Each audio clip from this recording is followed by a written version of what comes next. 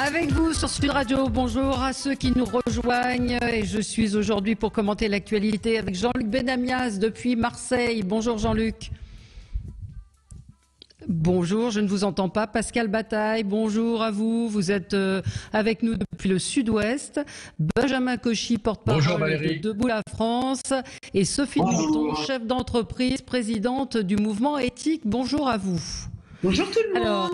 Alors, Covid, trop d'affolement, mesures sanitaires, on n'y comprend plus rien. Vous avez entendu nos différents intervenants peut-être ce matin qui ne comprennent pas la fermeture des cafés à Marseille, qui ne comprennent pas la fermeture des salles de sport. Et en même temps, tous ces gens nous disent je mets du gel, je mets le masque. Donc là aussi, il y a une petite contradiction sur laquelle on va sûrement revenir.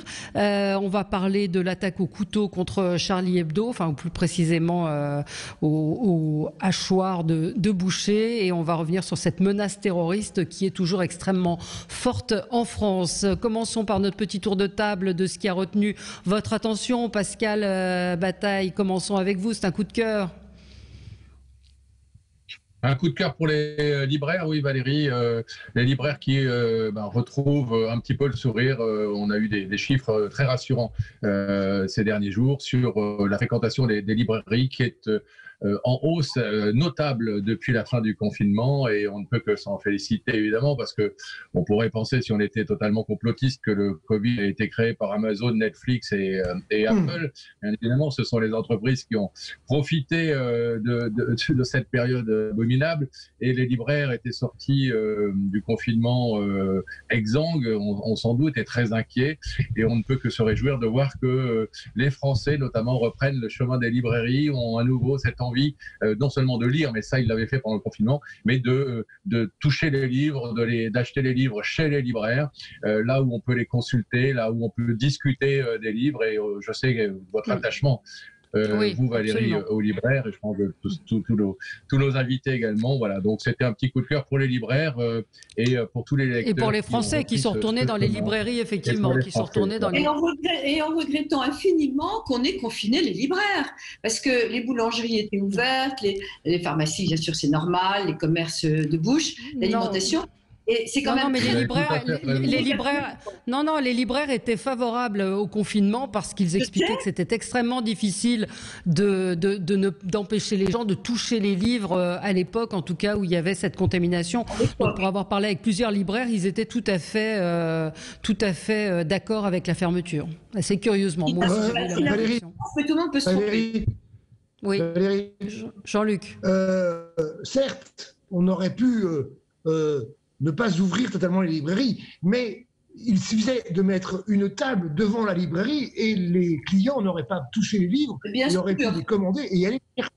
C'était quand même relativement simple. Bien sûr. Oui, enfin, d'après les libraires, c'était quand même une usine à gaz, justement, ce genre de choses. Il y a eu des filles, je pense que ce qui aurait été plus simple, c'était peut-être que la poste fonctionne et que les libraires puissent envoyer les livres par la poste qu'ils n'ont pas pu faire parce qu'il y avait un certain nombre que la poste ne fonctionnait pas. On a un auditeur il y a quelques jours qui m'avait envoyé un message en me disant aujourd'hui la poste de mon quartier va fermer. C'était il y a quelques jours, ce qui fait que dans un quartier du 9-3, du 93, il nous reste un seul distributeur pour tout un quartier. C'est vrai que avec Sophie, on a déjà épinglé la poste, mais on peut continuer. Moi, je reçois du courrier tous les 3 jours, donc je ne sais pas pourquoi. Et les libraires me donnent l'occasion de faire ce coup de gueule parce que pour encore une fois avoir discuté avec eux, ils n'ont pas pu mettre en place un système d'envoi par correspondance parce que la poste ne fonctionnait pas. Voilà. Donc je pense que je vais recevoir un coup de fil de la poste, mais c'est pas grave, c'est dit, et je pense que tout le monde a constaté ces dysfonctionnements réguliers, permanents et persistants. Pardon, Sophie ? C'est bien, ce qui prouve que la Poste écoute Sud Radio, ils ont un petit peu de temps, c'est bien. Ouais. Voilà. Jean-Luc Benamias, c'est un coup de gueule ? C'est un coup de gueule. C'est un coup de gueule relativement dramatique, qui dure depuis longtemps, malheureusement. La situation au Haut-Karabakh. Alors, on dit Artsakh. Ouais. Alors, pour ceux qui ne savent pas, le Artsakh ou le Haut-Karabakh, c'est une région concomitante à l'Arménie qui se situe à la limite de l'Azerbaïdjan. Et globalement, on est reparti dans un conflit armé relativement lourd. Il y a eu plusieurs dizaines de morts ce week-end. Et globalement, là-dedans, le coup de gueule est surtout sur le fait que l'espace de la Turquie dans ces régions-là, mais au sens large du terme, continue à développer un hégémonisme total, que ce soit en Azerbaïdjan, que ce soit en Libye, que ce soit en Irak, que ce soit en Syrie, et que ce soit en Grèce, on l'a vu dans les dernières semaines. Voilà. Globalement, pour cette petite région de dépendant plus ou moins de l'Arménie, même si le Haut-Karabakh a annoncé son indépendance il y a quelques années, il y a un groupe qui réunit, ça s'appelle le groupe de Minsk, qui réunit États-Unis, Russie et la France pour essayer de légiférer par rapport à cela et de tempérer notamment l'attitude de l'Azerbaïdjan. Ça ne marche pas à tous les coups, c'est le moins qu'on puisse dire. Voilà, c'est un coup de gueule par rapport à l'hégémonie turque dans cet espace. Et dont on parle assez peu dans les médias français, il faut bien le dire. Hier zéro, oui, que dalle. Zéro. Ouais. Benjamin Cauchy. Oui, bonjour Valérie et bonjour à tous.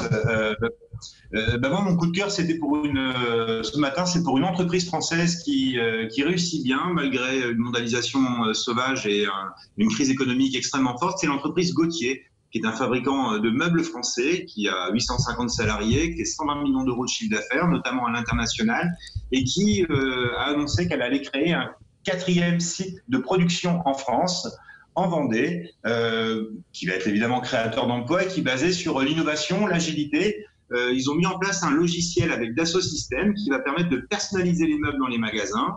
Et donc, ils vont créer un 4e site de production en France. Donc, le Made in France, ça fonctionne. Allier l'emploi et la nouvelle technologie, ça fonctionne. Et puis, deux autres points par rapport à cette entreprise qui m'a interpellé. La première, c'est qu'ils ont décidé de se réimplanter dans les centres-villes, de quitter un petit peu les périphéries, les grands centres commerciaux et de redonner de la vie dans les centres-villes, des petites, moyennes et grandes agglomérations. Et puis enfin, c'est une entreprise qui a décidé de devenir une entreprise apprenante en formant l'ensemble de ses salariés aux nouveaux métiers, aux nouveaux matériaux pour être toujours à la pointe. Donc moi, ça me fait plaisir. J'ai grandi, mon papa était un vendeur de meubles, donc vous voyez, j'en suis particulièrement touché. Mais plus sérieusement, voilà, ils vont créer de l'emploi, en France. Et puis avec le confinement, vous parliez des libraires tout à l'heure, une fois qu'on a acheté des bouquins, il faut les mettre dans une bibliothèque. Et donc voilà. Pourtant, c'est un secteur qui souffre beaucoup, hein, celui du meuble. C'est assez compliqué pour eux. Mais cocorico et bravo aux entreprises françaises, effectivement, qui créent de l'emploi et qui relocalisent. Alors, Sophie de Menton. Moi, ce serait drôle si c'était pas un peu triste. Je voudrais piquer un coup de gueule contre Esther Duflo et l'autre prix Nobel, Abhijit Banerjee, un peu difficile à prononcer son nom, et des prix Nobel qui, étant donné qu'on est prix Nobel américain, enfin aux États-Unis en plus, on doit avoir des idées sur tout, et ils ont suggéré de confiner pour ne pas avoir à confiner. Je m'explique, il faut confiner avant Noël pour ne pas avoir à confiner au moment de Noël. Donc ça veut dire qu'ils sont attribués tous les pouvoirs. Et ce qui est extraordinaire, c'est que c'est repris non-stop par la presse française. Alors, je me suis posé 2 questions. Premièrement, de quoi ils se mêlaient, et cette anticipation me semblait absurde. Ils usurpent leurs compétences incontestables, certainement d'économistes, pour faire peur aux gens, paniquer, annoncer un confinement qui n'est pas prévu en France, expliquer que les fêtes de Noël devaient être passées en famille, et à ce moment-là, pourquoi pas les autres religions. Donc déjà, c'était complètement aberrant. Heureusement, obligé d'être démenti par le ministre de la Santé. Enfin, j'espère que ce sera démenti et qu'on n'aura pas le confinement de toute façon. Mais je me posais quand même la question, Valérie, ça a été repris par tous les médias, les journaux, la presse écrite, les télés, les radios. 2 prix Nobel disent qu'on va confiner 15 jours avant Noël. Qu'en pensez-vous? Est-ce qu'il n'y a pas un moment... Non, mais je dis ça en toute... c'est pas un jugement, hein. C'est une question que je me pose personnellement. Est-ce qu'il n'y a pas un moment où il ne faudra pas un tout petit peu faire le tri de ce type d'infos? Mais oui, mais c'est pas. J'ai envie de vous dire, ce sont 2 prix Nobel. C'est pas n'importe qui. Donc on peut se poser la question de savoir si ce qu'ils disent est censé ou pas. Alors, en quoi est-ce que nous on est apte à juger?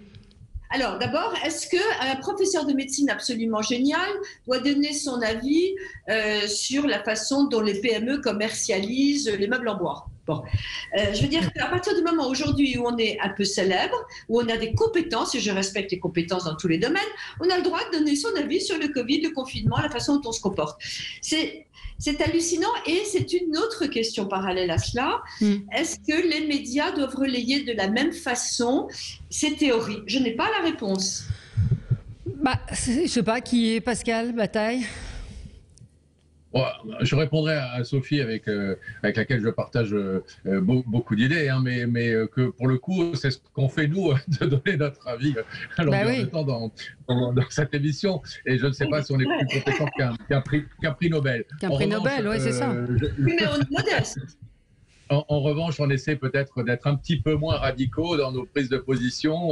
Et effectivement, j'ai été, comme Sophie, choqué par cette annonce de ces 2 prix Nobel d'économie qui disent que la seule solution pour éviter une crise à la fois sanitaire et économique plus grave en début d'année 2021, ça serait de nous remettre chez nous enfermés pendant 3 semaines au mois de décembre. Je pense que quand on est prix Nobel, peut-être qu'on a encore plus de responsabilités qu'un autre, pour ne pas affoler les populations et pour ne pas prendre des positions aussi radicales, relayées évidemment par tout le monde et par tous les médias, qui ne font que participer de l'affolement général. Oui. Jean-Luc ou peut-être Benjamin Cauchy? Oui, je veux bien. Oui. J'ai été la façon dont ça a été suivi, hein, comme Sophie. Hein, je veux dire, comment ça a pu être autant repris. Parce que, en fait, j'ai écouté ça je crois que c'est sur France 2 hier soir, je les écoute et je les respecte, hein, le prix Nobel d'économie important. Et ils nous disent, on va fermer 3 semaines pour pouvoir ouvrir le 23 et le 24. Alors, pendant 3 semaines, on ne fait pas de dépenses, mais pour pouvoir faire des dépenses et se réunir en famille le 23-24. C'est assez contradictoire, c'est le moins qu'on puisse dire. C'est pas très abouti comme justification, ça me paraissait hier soir assez. Voilà. Alors, ce qui est étonnant, effectivement, c'est que c'est repris partout. Voilà. Après, on n'est pas obligé de les écouter. Hein. Oui. Alors, Benjamin Cauchy. Oui, alors écoutez, moi Jean-Luc, je ne suis pas d'accord. Je ne pense pas que les gens vont consommer le 23 et le 24 décembre. Je partage l'inquiétude de Sophie de Menton. Les gens, s'ils sont confinés les 3 premières semaines de décembre, vous savez que les Français touchent principalement leur 13e mois fin décembre. Je peux vous assurer que Amazon et compagnie vont être ravis. Que les Français dépensent auprès des GAFA. Et là, je pense encore aux petits commerçants indépendants, même aux franchisés dans les centres-villes. Je pense à nos PME françaises qui n'ont pas d'autre solution en termes de distribution parfois, parce qu'ils ne passent pas par Amazon, parce qu'ils refusent de donner de l'argent à ce type d'entreprise. Et ces gens-là vont passer à côté de la trappe. Et du coup, au mois de janvier, on va se retrouver encore avec des dépôts de bilan supplémentaires, puisque la période de Noël, elle est fondamentale pour nos commerçants qui ont déjà souffert cette année. Donc, je pense que c'est peut-être que sur un plan théorique, et pour le coup, on sait que nos prix Nobel sont intelligents sur la théorie. Moi, j'ai envie de parler de pratique. Et je pense à tous ces commerçants, ces artisans qui crèvent et qui, finalement, vont passer à côté de Noël si on demande aux gens implicitement de dépenser via les réseaux et via Internet. On est en plein dans le sujet là. On est en plein dans le sujet qui est le même pour les bars, qui est le même pour les salles de sport, qui est un peu du en même temps. C'est-à-dire en même temps, il faut faire attention, mais en même temps, on veut pas de ces contraintes. C'est le paradoxe. J'écoutais encore une fois Rebecca Hampton, comédienne qu'on avait ce matin, et qui disait moi elle était furieuse que les restaurants et les bars ferment à Marseille, et en même temps elle disait je mets mon masque, je mets mon gel, etc. Si on est dans la défiance vis-à-vis des mesures prises par le gouvernement, j'essaye de raisonner, dans ce cas-là, on jette son masque et son gel. Et on refuse, refuse tout. Il y a du bon sens, Valérie. Il y a un vrai bon sens. On sait a priori que le masque protège. Le gel, c'est certain. D'ailleurs, il n'y a plus de gastro. Ça, c'est une bonne nouvelle. Il y a énormément de maladies évitées parce qu'on passait bien à se laver les masques. On ne faisait pas avant, apparemment. Mais je crois justement qu'il y a un véritable bon sens personnel et que le vrai problème du gouvernement, et ça, il lui en sera tenu vivement rigueur, c'est qu'ils n'ont absolument pas fait confiance aux gens. Ils passent leur vie à demander la confiance. Ils ne font pas confiance aux individus, ils ne font pas confiance aux citoyens, ils ne font pas confiance. Et donc, ils donnent des ordres un peu dans tous les sens pour répondre à une inquiétude légitime, mais ils ne réfléchissent pas. Je veux dire que les salles de sport, on sait que la meilleure des défenses immunitaires, c'est le sport et le plein air. Ça a été prouvé par les médecins. On booste ces défenses immunitaires. Ils ont dépensé des millions pour s'équiper. Je connais le Forest Hill. Ils ont dépensé des millions pour mettre des plaques, pour mettre des gels. Oui, c'est ce que disait Véronique de Villèle ce matin. Pardon, oui. Et donc, ils ont fait le maximum. Par contre, on nous annonce qu'on laisse les piscines ouvertes parce qu'il y a de l'eau de javel dans l'eau.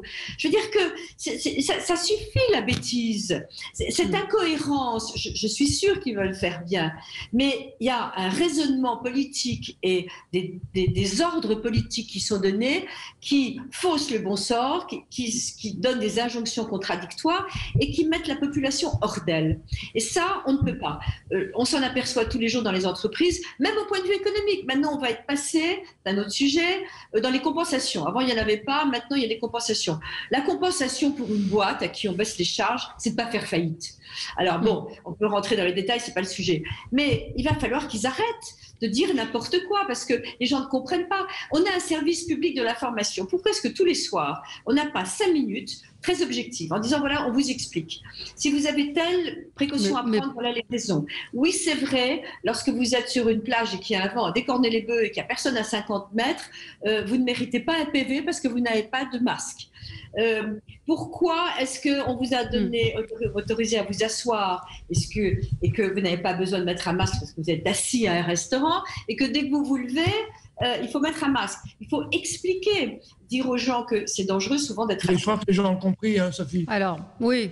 Les gens ont compris. Jean-Luc, Benamias.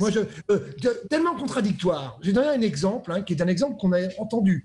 Alors, je n'aime pas critiquer la radio sur laquelle nous parlons, mais dans le journal de Sud Radio de 11h, le journal nous dit la métropole ex-Marseille, donc toute la métropole, c'est-à-dire quasiment le département, les bars et les restaurants sont fermés. Eh bien non, ils sont fermés à Aix et à Marseille. Mais vous allez à la Peine-sur-Yvonne, au Peine-Mirabeau, vous allez à Septène, je ne vais pas citer toutes les villes, à Martigues. Oui. Les bars et les restaurants, jusqu'à 22h, comme à Paris et ailleurs, sont ouverts. Ce qui fait que je prends mon scooter, je prends mon vélo électrique, je prends ma voiture. Si je vais aller au restaurant ce soir, je fais 10 bornes, je fais 5 bornes et je fais resto. Et donc, comment on peut comprendre que ce qui se passe à Septène-les-Vallons, c'est vraiment, ça touche Marseille, petite ville, mais 10 000 habitants, par là, en tous les cas. Et c'est incompréhensible. Alors après, moi, je ne suis pas pour la révolte populaire. On en a parlé aussi dans le journal. Bon, écoutez, je comprends la façon dont les cafetiers, ils ont rouvert, beaucoup d'entre eux ont fait attention aux mesures sanitaires nécessaires et on fait comme si un certain nombre ne respectent pas, mais d'autres respectent et on fait comme si ça s'était rien passé. Et je le redis une dernière fois, parce que je le dis très souvent, je trouve que nos concitoyens et même les professionnels ont fait des efforts absolument extrêmement importants pour faire attention. Voilà, pour faire attention aux mesures sanitaires nécessaires et pour faire attention à ce que, avec le Covid, on ne fasse pas n'importe quoi. Voilà, donc mesures contradictoires et à un moment donné, plus personne ne comprend rien, c'est évident. Ouais. 0826 300 300 si vous voulez réagir, si vous aussi vous êtes un petit peu perdu dans tous ces ordres et contre-ordres. On y revient dans un tout petit instant avec vous sur Sud Radio. À tout de suite. Et on est ensemble pour le 10h midi, pour le 11h midi avec les débats. Nous parlons de ces mesures, de ce tour de vis qui n'est pas toujours compris. Sacha nous dit sur Facebook, je suis contre la fermeture des restaurants et des bars. Le virus circule moins, mais rien n'a changé dans les hôpitaux. Il manque du personnel, des lits ont été fermés, les tests ont été réalisés à tout va sans discernement. Et on recommence. Si tu arrives aux urgences, tu dois d'abord passer par la case Covid avant d'être pris en charge. Du coup, il y a des personnes en service Covid qui n'ont rien à y faire. Et les autres pathologies passent au deuxième plan. C'est quelqu'un qui travaille dans le secteur médical. Et c'est vrai que ce qui ressort également de ce qu'on vit aujourd'hui, c'est non seulement avec le manque de cohérence, mais c'est aussi l'impression que rien n'a vraiment été fait quand on parle avec des médecins sur le nombre de lits, sur oui, Pascal Bataille. Non, mais c'est exactement ça le vrai souci aujourd'hui, parce que tout le reste n'est qu'un voile de fumée, savamment d'ailleurs entretenu par les médias autour de cette problématique Alors, par les médias, je vous arrête. Sophie, vous laissez terminer, Pascal. Je termine juste, Sophie.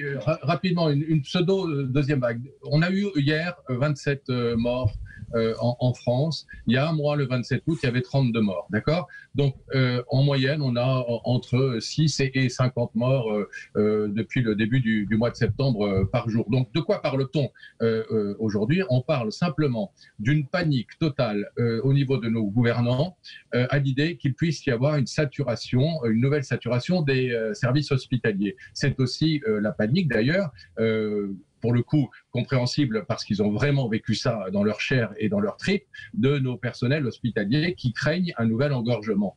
Donc, pourquoi on en est là ? Parce que, effectivement, au lieu de mettre tout le monde en chômage partiel, de donner des aides aux restaurants pour compenser la perte de chiffre d'affaires et de bars, etc., on est en train ces bars et ces restaurants qu'on est en train de fermer, on n'a toujours pas donné aux hôpitaux ce plan d'urgence. On n'a toujours pas mis en œuvre ce plan d'urgence qui consisterait à redonner à l'hôpital public ses vrais moyens, sa vraie nature et sa vraie mission. On a consacré sans doute, en 2020, on aura consacré sans doute 40 milliards d'euros. Les chiffres ne sont pas connus encore, mais c'est des estimations pour financer le chômage partiel et pour les aides aux entreprises. On a le plan d'urgence annoncé par Olivier Véran au mois de juin était royalement de 8 milliards d'euros, donc on ne sait pas encore très bien d'ailleurs comment ils seront attribués. Voilà la vraie raison de tout ça, la vraie raison qui fait qu'on nous empêche aujourd'hui de vivre normalement, alors que cette menace n'est pas si terrible que ça, il faut le redire, puisque... Mais ça, on n'en sait rien, c'est aussi ça le problème. C'est qu'on n'en sait rien de ça, si la menace n'est pas aussi terrible que ça. C'est pas ce que disent un certain nombre de médecins. Mais c'est oui, pas mais ce que Valérie, la vérité, elle est... médecins, mais encore une fois, moi je juge sur les faits, sur les chiffres. Quand on regarde les chiffres aujourd'hui, ils n'ont rien de réellement préoccupant. Ce qui est préoccupant, c'est que notre service hospitalier n'est pas prêt, n'est toujours pas capable d'assumer effectivement une vague d'hospitalisation hivernale qui pourrait être effectivement un peu conséquente. Pourquoi ? Parce que on a tellement démantibulé ce système hospitalier qu'aujourd'hui, on n'est tout simplement pas capable de faire face à un petit afflux. Mais aujourd'hui, il n'y a pas de drame. Il n'y a pas de drame. Simplement, l'État ne met pas les moyens là où il faut. Alors, Sophie. On a inondé d'argent des secteurs où on pouvait attendre et on pouvait limiter. Et puis, on peut tolérer une fois, pas deux. C'est-à-dire que la fameuse deuxième vague dont on nous parle depuis le début, dont on espère, il paraît que c'est pas la deuxième, ça va arriver, c'est pas tout à fait, c'est la première qui continue. Enfin bref, le sujet n'est pas là. Il fallait déverser des tombereaux d'argent sur l'hôpital. Et Olivier Véran, il pense beaucoup moins, si vous voulez, à protéger les Français qu'à sauver l'hôpital. Et je peux comprendre, il est médecin, il a la pression de tous ses pairs. Là, il y a des démissions en série, on le sait, je l'ai vérifié dans ma famille, des démissions du chef urgentiste d'un hôpital et ce sont les médecins qui restent, qui sont parfois obligés de servir de brancardier parce qu'il n'y en a plus, parce que les gens sont fatigués, ils ont donné l'ordem. Peut-être qu'on n'a pas assez recruté, on a essayé de recruter des étudiants en médecine, ils étaient payés le prix d'une femme de ménage pour dépanner. Donc on a été complètement incompétents et la réalité, c'est un État qui ne fonctionne pas. Cet État ne fonctionne pas. On a la preuve encore avec les tests. J'aurais une preuve à vous apporter d'ailleurs d'ici une quinzaine de jours terrifiante. On a le même système, on a mis 9 mois à avoir des masques et c'est la même chose pour les tests. Donc je pense que dans le plan de relance, il fallait consacrer une très forte somme à la réforme de l'État. Oui, et de l'hôpital. Jean-Luc Benamias. Je le dis parce que je dis souvent ce que je fais personnellement. J'ai été pendant 6 jours d'affilée à l'hôpital. Je n'ai pas le Covid, mais j'avais autre chose de relativement important. J'ai vu des gens toujours aussi dévoués, que ce soit des aides-soignants aux infirmiers et aux tuteurs. J'ai vu des gens qui étaient déjà épuisés. C'était début septembre. Et c'est là le problème. Sophie, tu viens de parler par exemple vous savez combien sont payés les jeunes infirmiers en formation par mois? 140 € pour aller au boulot. Les États-Unis ont 140 €. Je veux dire, on est dans des trucs complètement fous. La structure même de l'hôpital, parce qu'on parle beaucoup de l'hôpital public qui fait ce qu'il peut, qui manque de moyens. Mais ce que je sais aussi, et ce qu'on a pu voir au niveau régional ou au niveau national, c'est que la liaison entre les hôpitaux privés et publics n'est pas vraiment faite par les ARS. Alors, la structure même de l'ARS est une... ce serait une émission à faire en entier, je pense que Sud Radio en a déjà fait d'ailleurs, là-dessus, sur à quoi servent, quelle est la structure qui permettrait aux ARS de peut-être une structure de blocage étatique et qui permettent au niveau local de coordonner au niveau local les liaisons entre hôpitaux privés, hôpitaux publics, les liaisons avec les centres de formation des différents personnels utiles à l'hôpital. Voilà. En dehors de ça, je suis assez d'accord pour dire il faut qu'on garde les règles sanitaires. Je pense qu'on est tous d'accord en France à 99% par rapport à ça. Mais arrêtons d'avoir des chiffres paniquants, car les chiffres, quand on les regarde, je les ai encore regardés tout à l'heure avant l'émission, ne sont pas aussi paniquants que cela. On voit bien qu'il y a une petite courbe de renaissance du Covid, mais par rapport à ce qu'on a vécu en mars, avril, mai, ça n'a strictement rien à voir. Alors, moi, ce que je trouve terrifiant, c'est qu'on n'a pas de... Le problème, c'est qu'on ne sait pas. C'est que les chiffres, on leur fait dire un peu tout et n'importe quoi, que les médecins sont quand même totalement démunis face à ce virus. Et c'est vrai qu'on a du mal à savoir exactement. Pas complètement démunis, parce qu'on a vu l'expérience de mars-avril, janvier, février, mars, fait que ce que j'en vois, ce que je crois en savoir, c'est que quand même, on a fait d'énormes progrès, non pas sur le traitement complet du Covid, mais sur la façon de traiter un certain nombre de malades quand ils arrivent et d'éviter que ça s'aggrave. Ça, je crois vraiment qu'on a fait des progrès par rapport à ça. Oui, Pascal Bataille, vous voulez réagir ? Oui, je ne suis pas tout à fait d'accord avec vous, Valérie, quand vous dites qu'on ne sait pas. On sait de plus en plus de choses quand même. Je suis tout à fait d'accord avec ce que vient de dire Jean-Luc Benamias. On sait qu'effectivement, on a aujourd'hui des procédures de traitement qui s'avèrent quand même très efficaces. La preuve, c'est qu'encore une fois, le nombre de morts est aujourd'hui quand même très maîtrisé. Le nombre de personnes qui arrivent en réanimation par rapport au nombre de personnes qui sont atteintes, qui sont déclarées positives, il est infinitésimal. Donc, ce qui reste à gérer, encore une fois, c'est la problématique d'un éventuel afflux de personnes dans les services hospitaliers, dans les services de réanimation, qu'on ne pourrait pas assumer et qui se ferait en plus aux dépens des autres pathologies, parce qu'il ne faut pas oublier qu'il y a la Covid, certes, mais malheureusement, toutes les autres maladies continuent. Il y a des gens à traiter, il y a des gens qui font des crises cardiaques, il y a des gens qui ont des cancers à des stades avancés, etc., etc. Il y a des gens à greffer. Donc, tous ces gens-là, il faut continuer de pouvoir les traiter. La problématique de la Covid aujourd'hui n'est pas tant, à mon avis, mais je ne parle qu'en ayant évidemment beaucoup discuté avec des soignants, avec des sachants, etc., et puis en renseignant au maximum. La problématique ne semble pas sa dangerosité, mais encore une fois, le fait qu'il est encore très contagieux. Il semblerait d'ailleurs qu'il soit de moins en moins virulent et de moins en moins mortel, mais dans ces mutations actuelles. Donc la problématique n'est pas tant la mortalité, mais effectivement la façon de pouvoir accueillir les malades, les personnes atteintes, sans connaître une nouvelle phase de saturation. Jean-Luc Benamias et Sophie ont rappelé à quel point, évidemment, aujourd'hui, les personnels hospitaliers sont fatigués, sont usés. On n'a personne pour les remplacer, mais ça, on paye le fruit d'années et d'années d'incurie totale dans la gestion de notre hôpital. On sait aussi, effectivement, Jean-Luc l'a rappelé, qu'il n'y a aucune liaison entre l'hôpital privé et l'hôpital public, alors qu'il y aurait des tas de choses à faire, des tas de solutions à mettre en œuvre. Bon, alors c'est facile de dire il n'y a qu'à Faucon, mais en tout cas, arrêtons de paniquer les Français et arrêtons de nous empêcher de vivre. On est des personnes responsables, on l'a montré quand même globalement, et encore une fois, il n'y a pas de deuxième vague, en tout cas, nulle part, les chiffres ne montrent contre une deuxième vague. J'aimerais qu'on me prouve par A plus B qu'il y a une deuxième vague aujourd'hui avec des chiffres.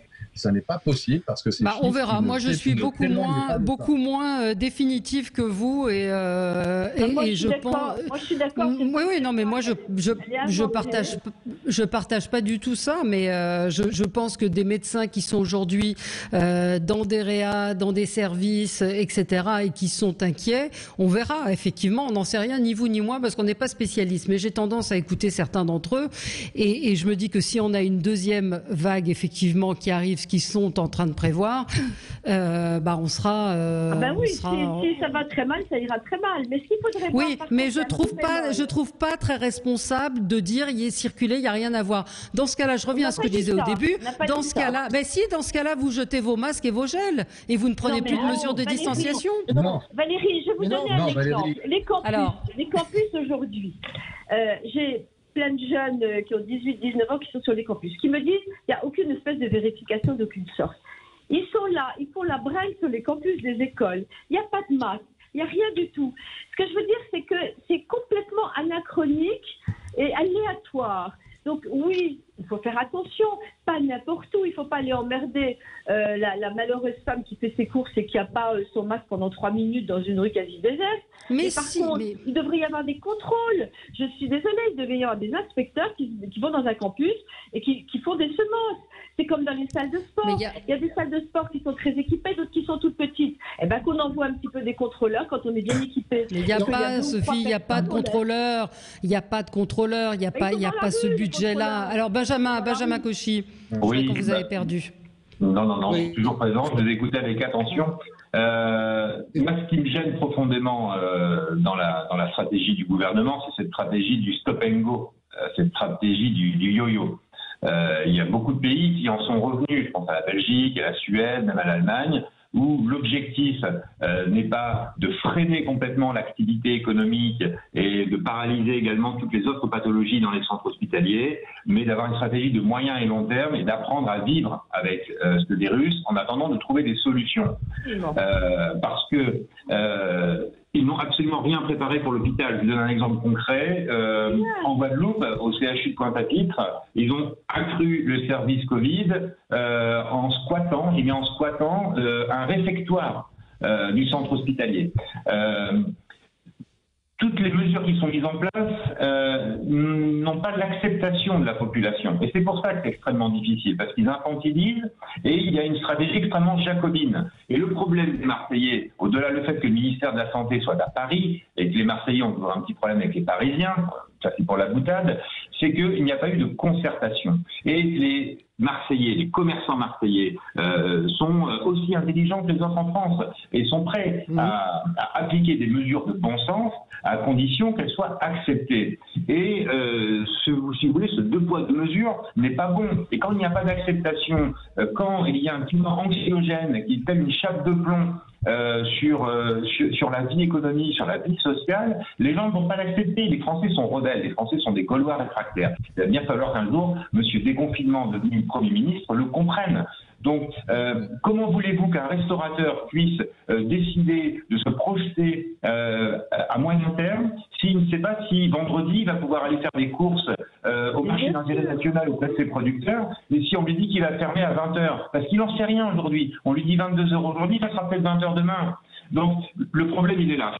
Quel est le niveau de gestes barrières et de mesures contraignantes que la population est prête à accepter de façon à ce que cette stratégie de gestion du virus ne soit pas celle du gouvernement imposé, mais soit celle de tout un peuple entier qui se dit on va mener front contre ce virus et nous allons chacun ensemble faire cela. Et pour ça, il faut que l'État arrête d'infantiliser les Français, arrête d'infantiliser les acteurs économiques, arrête de se foutre de la gueule du monde de l'hôpital. Parce que Jean-Luc l'a dit, Pascal l'a dit, Sophie l'ont dit, vous l'avez tous dit, les moyens ne sont pas arrivés. Il y a des gens qui sont en burn-out à l'hôpital. Les services de réa n'ont pas été réaugmentés. Donc rien n'a été fait pour l'hôpital. Pourquoi ? Est-ce que quelqu'un ici sait pourquoi ? C'est pourtant basique. Pourquoi ils n'ont pas fait ça? On a une épidémie effroyable, c'est une pandémie mondiale. Ils sont amateurs et incohérents. Pourquoi? Allez, on va marquer une pause. On aura un auditeur avec nous, 0826 300 300. À tout de suite. Avec vous sur Sud Radio jusqu'à midi. Vous retrouverez ensuite André Berkoff. On a un auditeur en ligne avec nous, Rio, qui nous appelle. Bonjour de Perpignan. Oui, bonjour. Oui, je souhaite intervenir sur le débat. Je rappelle que c'est vrai qu'on infantilise, excusez-moi, les Français, et c'est dû essentiellement aussi aux médias qui répercutent les fausses informations. Là, je prenais le site de l'INSEE qui stipule qu'entre le 1er mai et le 20 septembre, il n'y a pas eu plus de morts en France que l'année dernière ou l'année précédente. Ce qui veut dire qu'il n'y a jamais eu de deuxième vague, il n'y aura jamais de deuxième vague, étant donné que le virus s'est atténué. Oui. Et que, voilà. Oui, non, Sophie, on est à l'antenne. Si vous pouviez répondre au téléphone à un autre moment, ce serait bien. Non, c'est le studio, ma chère Valérie. C'est le studio. Et en plus... en plus, là, j'ai entendu l'Inde ce matin, chiffre catastrophique. Alors, je rappelle quand même que l'Inde, c'est 1,3 milliard d'habitants, que si on ramène le chiffre qu'ils ont, je ne sais plus, 95 000 décès, si on le ramène à notre pays, ça fait 420 000 décès chez nous en France. Et si on ramène le pays par rapport à nos chiffres en France, ils auraient eu 15 000 morts. Voilà. Donc il faut relativiser. Et puis voilà, on infantilise donc les Français. Et ce que je disais au début. Mais à quelle fin? Pourquoi le gouvernement, si vous poursuivez votre pensée, pourquoi le gouvernement infantiliserait les Français? Dans quel but? C'est une décision économique, c'est une décision des entreprises. Économiques, ils sont en train de foutre l'économie en l'air. Enfin, pardon de parler comme ça, mais quel est l'intérêt de... C'est un intérêt mondial. Si vous reprenez le CAC 40, les entreprises n'ont jamais eu l'augmentation du CAC 40 depuis qu'on est en crise. Hein.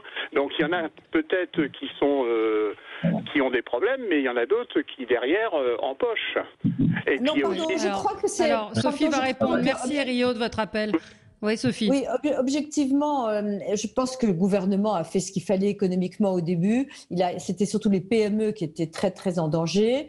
Je pense qu'ils ont essayé. Non, moi, je pense que c'est plus grave que ça par rapport à ce que disait notre auditeur. C'est que c'est un réflexe. L'État ne sait pas faire autrement. Mais nous savons ce que nous avons mérité.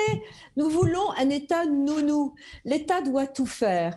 On paye pour ça. Alors du coup, comme on paye beaucoup d'impôts, plus que n'importe où dans le monde, on en demande beaucoup. On n'a pas ce qu'on veut.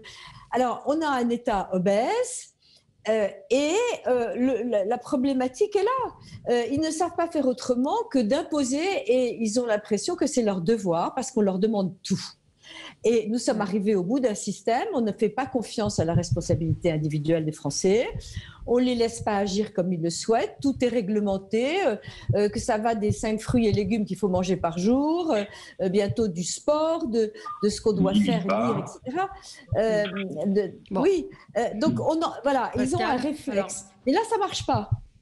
Et donc, en plus, ils ont mal jugé sur quoi il fallait investir. Et bien évidemment, on est incapable de faire les efforts qu'il faut pour se réinformer soi-même.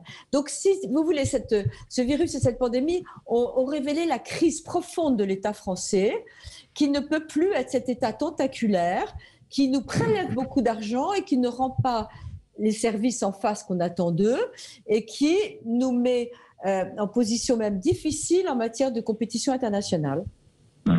Alors, enfin, on a quand même... Attendez, Pascal avait pris la parole avant.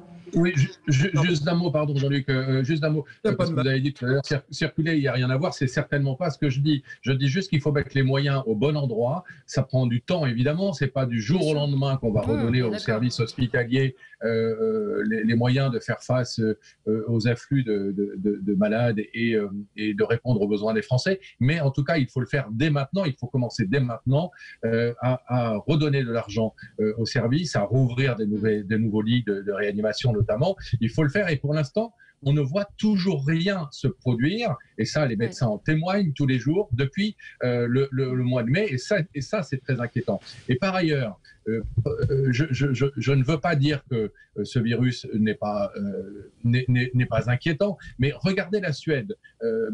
Monsieur Cauchy en parlait tout à l'heure. La Suède, vous savez combien il y a eu de morts ce week-end? La Suède qu'on a mis au pilori pendant l'été en disant qu'ils avaient une stratégie de gestion de la crise absolument abominable, en croyant à l'immunité collective. Eh bien, il y a eu ce week-end royalement 2 morts en Suède pour une population de 10 millions d'habitants, dont 85% vit en zone urbaine. Alors, excusez-moi, mais je ne suis pas sûr, encore une fois, qu'il faille continuer de raconter des falaises, qu'il faille continuer de nous alarmer, alors que les exemples sont là, ailleurs, dans d'autres pays, pour montrer que notre stratégie n'est pas la seule possible. Loin s'en faut. Je ne sais pas si vous avez regardé les infos, mais en ce qui concerne la Suède pourrait prendre des mesures de restriction locales. La situation est particulièrement inquiétante. Le taux de positivité est passé de 1,3 à 2,2 en une semaine. Donc, le ministre de la Santé, je m'inquiète d'une deuxième vague. Donc, la situation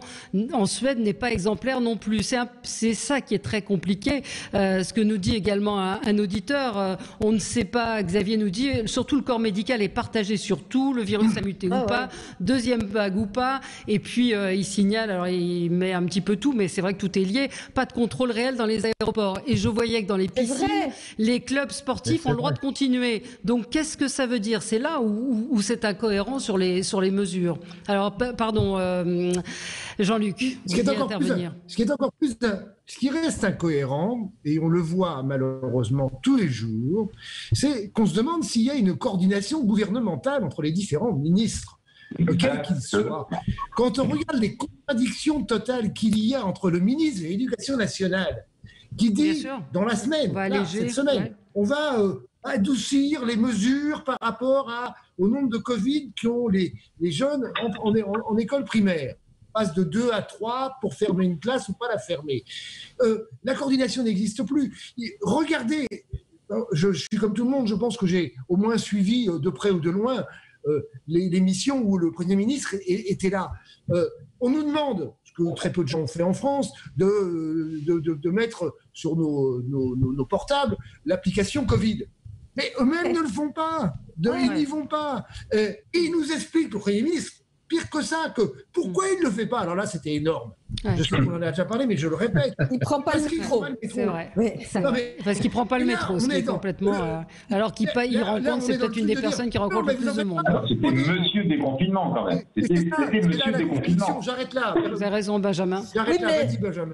Vous avez autre chose qui est encore pire, parce que je ne sais pas si vous avez remarqué, on lui a demandé si les piscines allaient fermer. Il a dit non. Uniquement les piscines fermées vont fermer, les piscines de plein air vont rester. Avec le temps qu'il fait, c'est bien.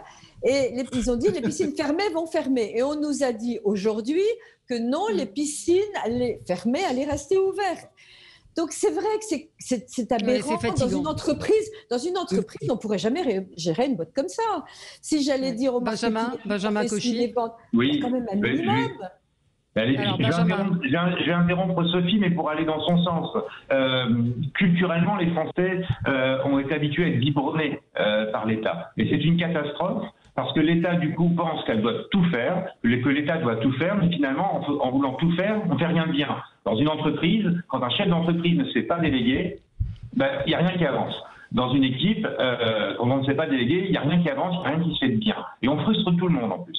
Donc moi je pense que la première chose que le gouvernement a à faire, et ça pour le coup, Édouard Philippe avait eu, vous voyez comme je peux être un peu objectif de temps en temps, avait eu l'honnêteté de dire qu'il ne savait pas. Eh bien moi je pense que M. Castex devra avoir cette honnêteté intellectuelle, non pas de dire je sais tout et je vais tout régler, et d'être dans cette culture d'infantilisation, mais d'être de dire je ne sais pas, mais avec les collectivités territoriales, avec les acteurs locaux, économiques, sociaux, médicaux, nous allons faire du cas par cas. Oui, vous avez vu ce qui s'est passé à Marseille. Ils ne l'ont pas fait à Marseille, ils ont fait l'inverse à Marseille. Bien sûr que non, mais il se tire une balle dans le pied, nous sommes gouvernés par des technos. Moi j'adore les technos quand ils sortent des trucs intelligents, mais là en l'espace de moins d'une heure, on vient de parler de la faillite de la technocratie. Un des prix Nobel qui nous sortent des trucs du chapeau alors qu'ils sont complètement déconnectés de la réalité économique et de la réalité de nos pays. Et deuxièmement, on parle d'un gouvernement qui est déconnecté. Alors on peut prendre l'accent du Sud-Ouest, on est sur Sud Radio. Moi aussi, je peux m'amuser à prendre l'accent du Sud-Ouest, c'est-à-dire les Françaises et les Français, si vous voulez.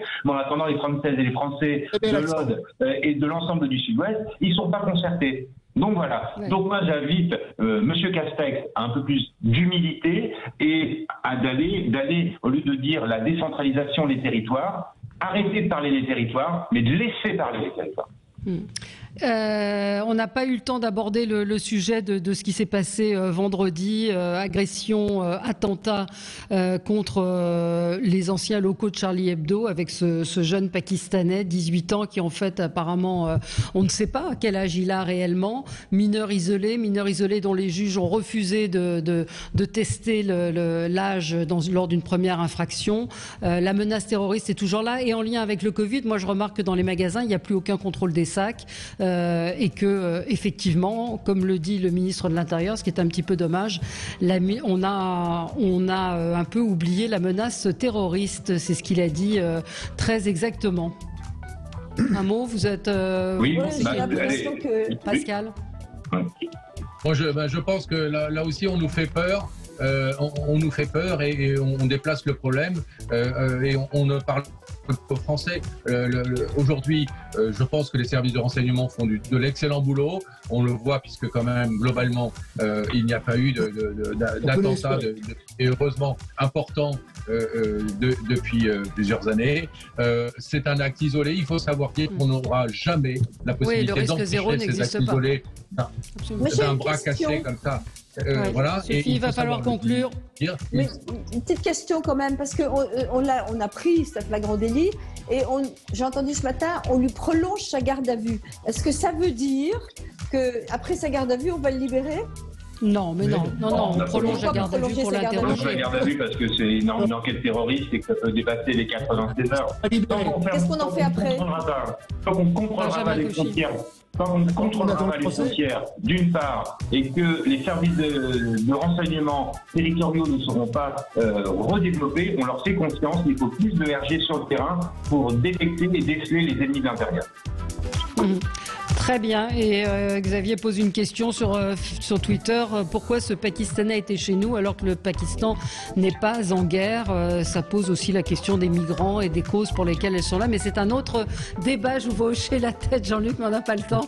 Merci à tous les quatre. Dans un instant, c'est parce qu'il est d'accord avec nous, Jean-Luc. Il commence à... Voilà. Dans un instant, c'est André Percoff qui sera avec vous. Très bonne journée sur Sud Radio.